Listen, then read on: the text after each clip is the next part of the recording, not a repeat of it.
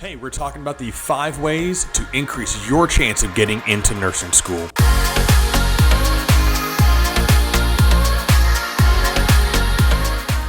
So, the very first step of trying to become a nurse is getting into nursing school. That is incredibly, ridiculously stressful. Where do I go to school? What do I need to get into school? I'm 19 and I just graduated high school a year ago. I'm 38 and I graduated high school a long time ago. Where am I at? What am I doing? What do I need to bring to the table? So these things are going to help you. These things are going to help you increase your chance of getting into nursing school and becoming an incredible nurse. Number 1, interview the school. I know that sounds funny, but interview the school as far as researching the school. How does the school even take applicants? There are schools that it's completely just a point system. If you make an A in Anatomy and Physiology 1, you get 4 points. If you make a in Microbiology, you get 4 points. If you make a C in Math, you only get 2 points. And then everybody just put their applications in and they add up the points, and whoever has the most high points out of the 20 spots they have for nursing school, that's who they accept. I cannot stand those types of schools. Do they produce good nurses? Sure, I guess. Sure. The reason I love the school that I went to is because I was 35 years old when I was looking to apply. 34 or 35 years old when I was looking to apply. And I did not have the best grades. I had a C in microbiology, which I ended up actually having to retake. I digress. But I did not have the best grades. I sure as heck did not graduate high school with a 4.0. I sure as heck have not made all A's in all my college classes that I've taken in the past. So as a 35-year-old that might not have the best grades, what am I going to do to make myself stand out? So first, figure out what your strengths are and what your weaknesses are. Do you want to know a huge weakness of mine? I was in a nursing program in my mid-20s and failed out and had horrific anxiety and was never, ever able to apply to a nursing program ever again. And so I became a paramedic, which I loved, and being a paramedic for a decade has made me the clinician that I am today until I decided I think I can do this. I'm going to go back to nursing school and just have different advantages of being a nurse. So that was a big weakness of mine. Another weakness, like I mentioned prior, was my grades. You also have to evaluate, what are your strengths? My strengths was that I had a decade experience of high acuity patient care.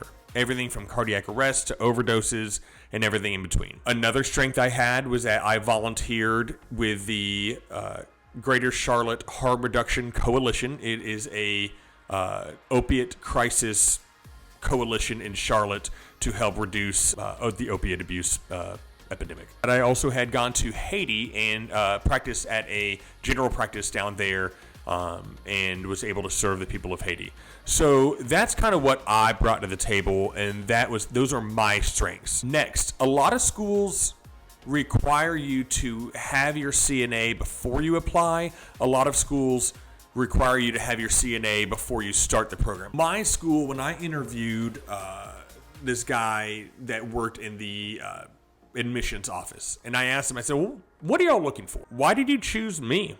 Why did you accept me into this program? Because I know that I was not the picture-perfect applicant as far as grades. And, one thing that he mentioned a lot was, I think they worded it, commitment to healthcare. They don't just want, my school at least, they don't just want, I'm 19, I've never made anything lower than an A my entire life, and that's the only thing I've ever done my entire life. I don't even know if I want to be a nurse. I just have heard that it's a really good field of work. They don't want that. They want people that are committed to healthcare. They want people that they have a history of patient care, not just like being a unit secretary. Not that there's anything wrong with the unit secretaries, but actual patient care.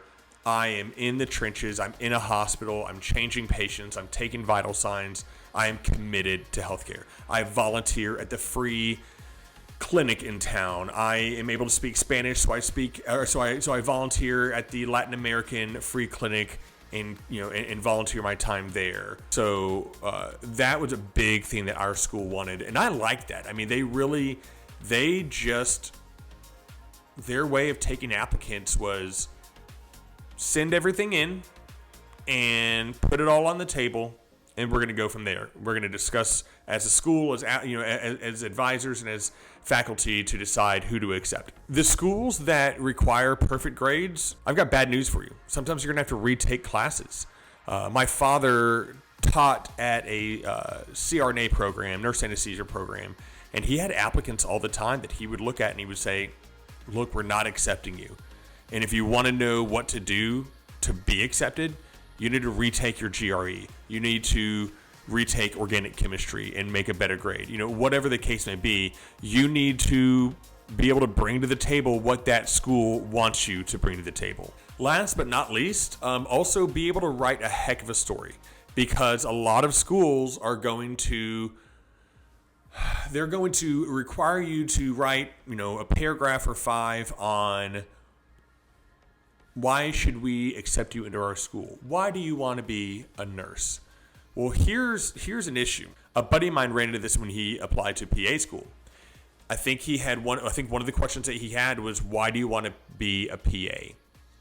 Well, you are competing with a number of applicants. I mean, PA school, upwards of 1,000.